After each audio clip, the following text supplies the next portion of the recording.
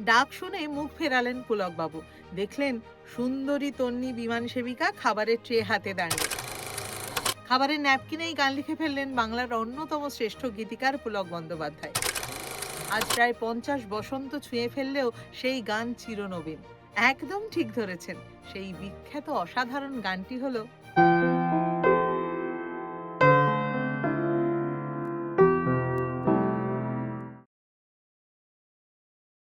সন্ধে হয়ে গেছে, কলকাতা থেকে বোম্বের দিকে উড়ে গেল বিমান। সেই বিমানেই অনেকের সঙ্গেই যাত্রী হিসেবে রয়েছেন স্বয়ং পুলক বন্দ্যোপাধ্যায়।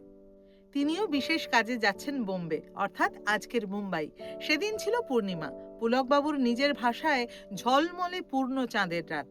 ফ্লাইটের জানলা দিয়ে তাকিয়ে আছেন পুলক বন্দ্যোপাধ্যায়। মুগ্ধ নয়নে দেখছেন অপরূপ চাঁদ। রবি ঠাকুরের ভাষায় পূর্ণ শশী। এমন সময় খাবার নিয়ে এলেন এক বিমান সেবিকা। ডাক শুনে মুখ ফেরালেন পুলকবাবু। দেখলেন সুন্দরী তন্নি বিমান সেবিকা খাবারের ট্রে হাতে দাঁড়িয়ে। সেই বিমান সেবিকার মুখের দিকে একবার তাকিয়েই পুলক বন্দ্যোপাধ্যায় আবার জানলা দিয়ে দেখলেন সেই পূর্ণ চাঁদের দিকে। সারা আকাশে জ্যোৎস্না ঢেলে দিয়ে সেই চাঁদ হয়ে উঠেছে অপূর্ব। তৈরি হয়ে গেল একটি ততোধিক অপূর্ব গান, যাকে খুব সহজেই আইকনিক সঙের আখ্যা দেওয়া যেতে পারে। খাবারের ন্যাপকিনেই গান লিখে ফেললেন বাংলার অন্যতম শ্রেষ্ঠ গীতিকার পুলক বন্দ্যোপাধ্যায়। 1976 সালে প্রভাস দের সুরে সেই গান গাইলেন এক ও অদ্বিতীয় মান্না দে। আজ প্রায় 50 বসন্ত ছুঁয়ে ফেললেও সেই গান চিরনবীন।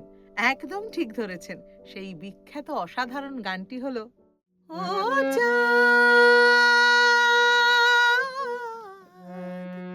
সামলে রাখো জোছনাকে, সামলে রাখো জোছনাকে, কারণ নজর লাগতে পারে, কারণ নজর লাগতে পারে, মেঘেদের উড়ো চিঠি উড়েও তো আসতে পারে।